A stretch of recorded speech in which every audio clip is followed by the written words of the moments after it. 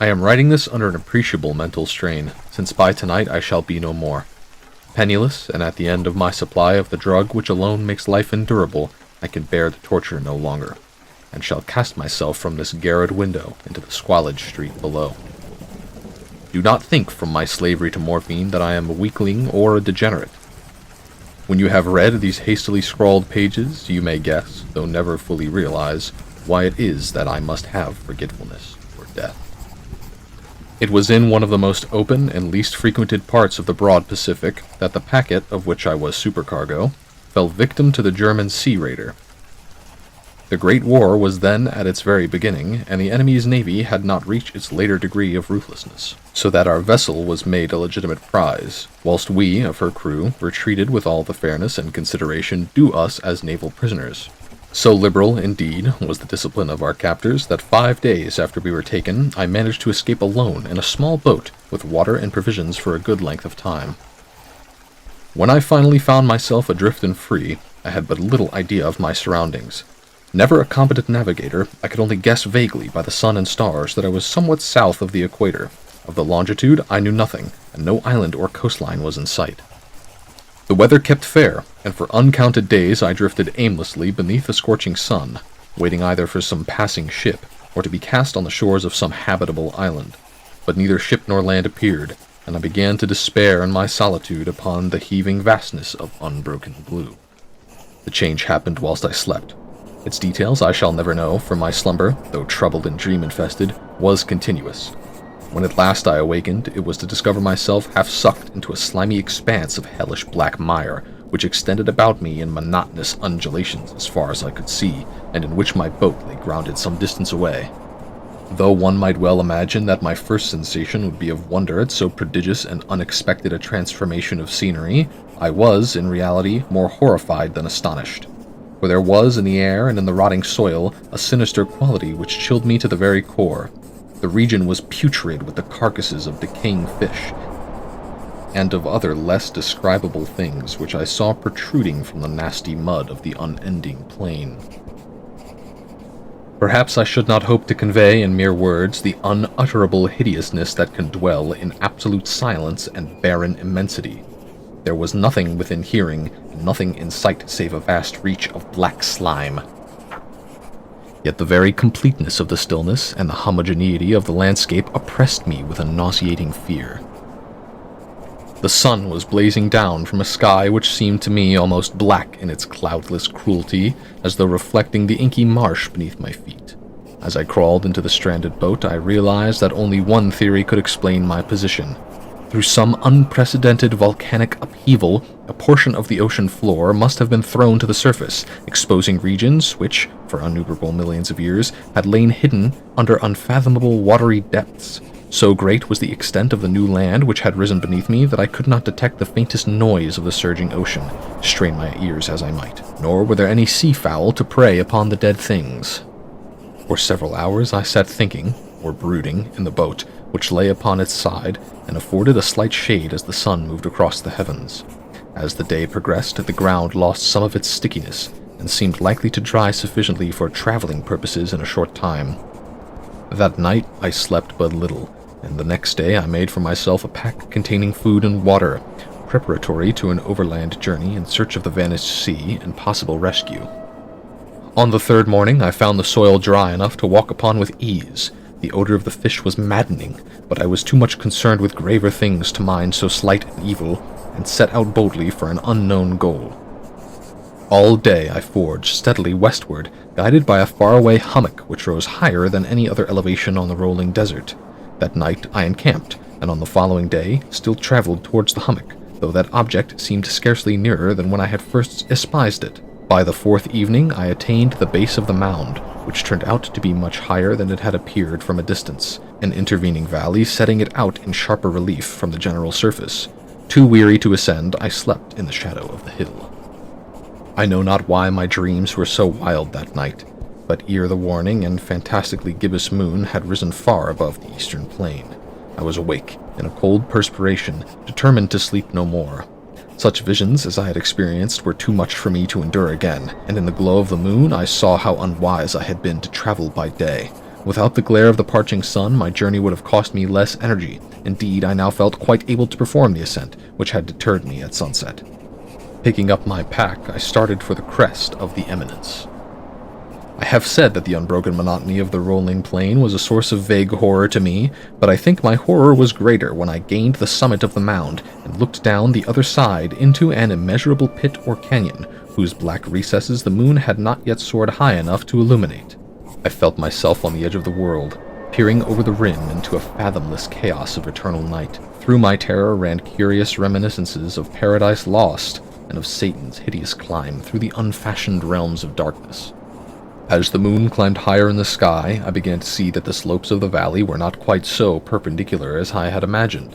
Ledges and outcroppings of rock afforded fairly easy footholds for a descent, whilst after a drop of a few hundred feet, the declivity became very gradual. Urged on by an impulse which I cannot definitely analyze, I scrambled with difficulty down the rocks and stood on the gentler slope beneath, gazing into the Stygian deeps where no light had yet penetrated. All at once my attention was captured by a vast and singular object on the opposite slope, which rose steeply about 100 yards ahead of me, an object that gleamed whitely in the newly bestowed rays of the ascending moon.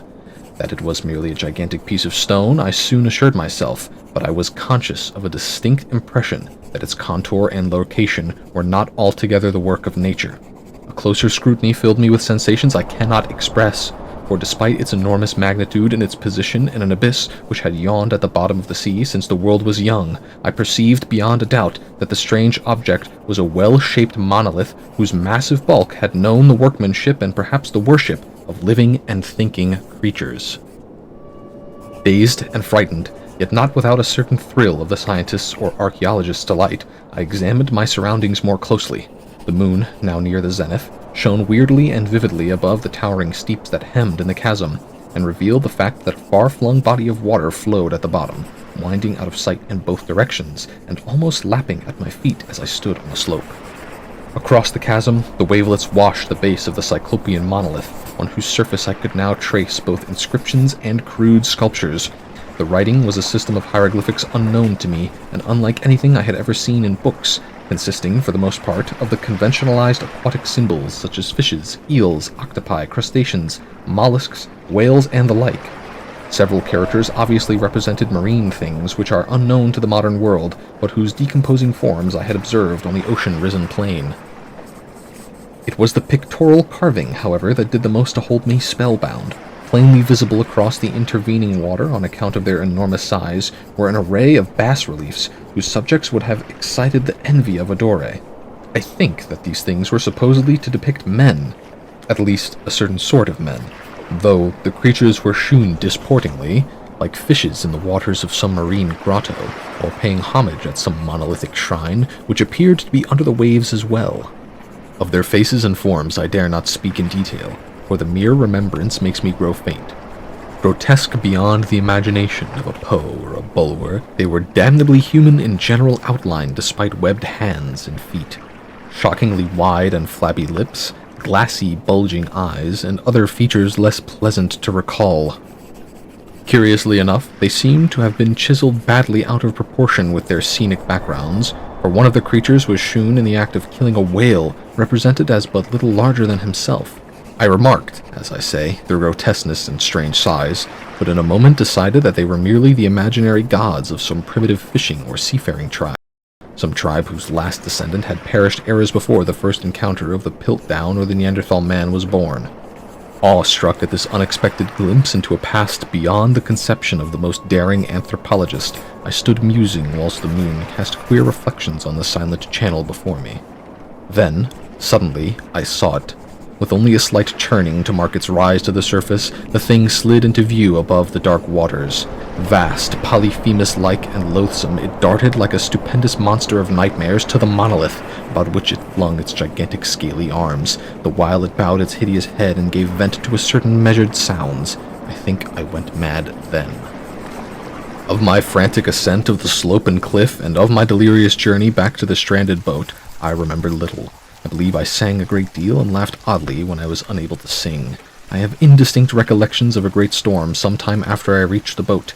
At any rate, I know that I heard peals of thunder and other tones which nature utters only in wild and terrible moods. When I came out of the shadows, I was in a San Francisco hospital, brought thither by a captain of the American ship which had picked up my boat in mid-ocean. In my delirium I had said much, but found that my words had been given scant attention. Of any land upheaval in the Pacific, my rescuers knew nothing, nor did I deem it necessary to insist upon a thing which I knew they could not believe. Once I sought out a celebrated ethnologist, and amused him with peculiar questions regarding the ancient Philistine legend of Dagon, the fish god. But soon perceiving that he was hopelessly conventional, I did not press my inquiries. It is at night, especially when the moon is gibbous and waning, that I see the thing. I tried morphine, but the drug has given only transient surcease, and has drawn me into its clutches as a hopeless slave. So now I am to end matters, having written a full account for the information or the contemptuous amusement of my fellow men. Often I ask myself if it could not all have been a pure phantasm, a mere freak of fever as I lay sun-stricken and raving in the open boat after my escape from the German man-of-war. This I ask myself, but ever does there come before me a hideously vivid vision in reply. I cannot think of the deep sea without shuddering at the nameless things that may at this very moment be crawling and floundering on its slimy bed, worshipping their ancient stone idols and carving their own detestable likeness on submarine obelisks of water-soaked granite.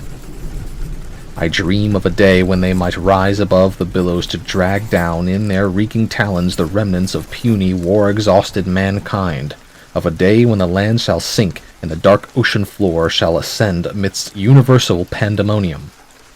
The end is near.